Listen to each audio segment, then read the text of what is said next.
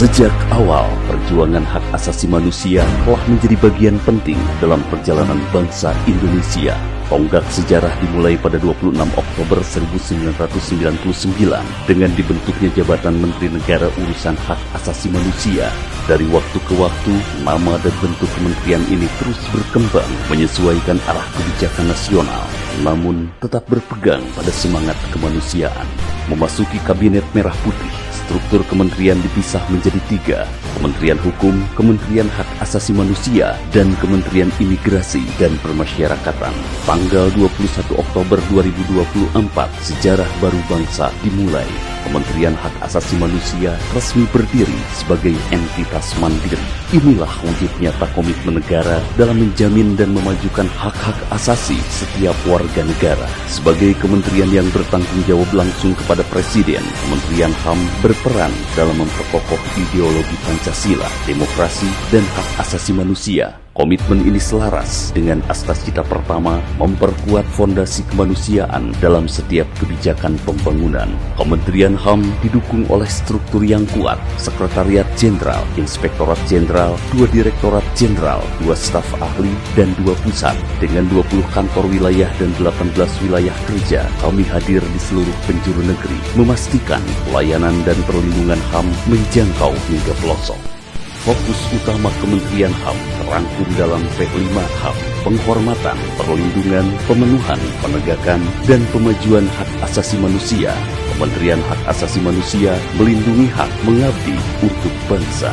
Ketika amanat Undang-Undang Nomor 59 Tahun 2024 tentang RPJMN 2025-2045 mulai diimplementasikan, dalam 4 tahapan besar supremasi hukum, stabilitas, dan kepemimpinan Indonesia, Kementerian Hak Asasi Manusia mengambil peran penting pada tahap pertama, yaitu mewujudkan perlindungan HAM melalui pengarus utamaan, pemajuan, dan penegakan HAM.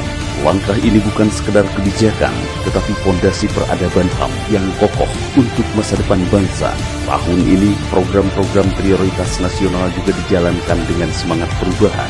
Mulai dari telah ditetapkannya rencana strategis Kementerian Hak Asasi Manusia dalam 5 tahun ke depan, penetapan revisi Undang-Undang Perubahan atas Undang-Undang Nomor 39 Tahun 1999 tentang Hak Asasi Manusia masuk dalam prolegnas prioritas tahun 2026, pembangunan satu data HAM, hingga penilaian kepatuhan HAM oleh kementerian, lembaga, pemerintah daerah, serta pelaku usaha terhadap prinsip bisnis dan HAM.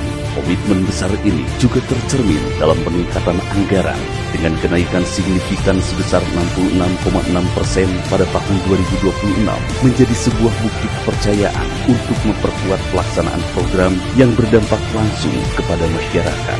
Misi membumikan HAM terus digelorakan ke seluruh penjuru Nusantara melalui peresmian Memorial FIFA di Pidi Aceh, penetapan Desa Sadar HAM di Kendal, hingga kegiatan edukatif seperti nonton bareng Si Kecil Amara bersama 1.000 siswa sekolah dasar.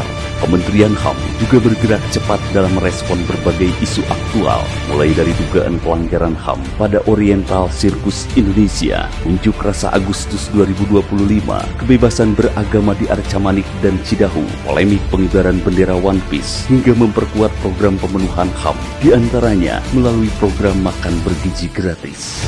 Langkah-langkah pemulihan hak korban pun menjadi prioritas, berkelanjutan, pemenuhan kebutuhan korban pelanggaran yang berat melalui non-yudisial, pendampingan bagi korban penggusuran, korban banjir di Bekasi dan Bali, serta perlindungan masyarakat adat dalam sengketa tanah hak ulayat. Untuk memperkuat posisi kelembagaan, Kementerian HAM telah menandatangani 30 nota kesepahaman dan 7 perjanjian kerjasama strategis. Di kancah global, Kementerian HAM turut hadir dalam berbagai pertemuan internasional, mulai di kawasan Asia Tenggara hingga mendampingi Presiden Prabowo Subianto dalam sidang tahunan Perserikatan Bangsa-Bangsa. Terima kasih, selamat merayakan Hari Ulang Tahun Kementerian Hak Asasi Manusia Republik Indonesia tanggal 21 Oktober 2025.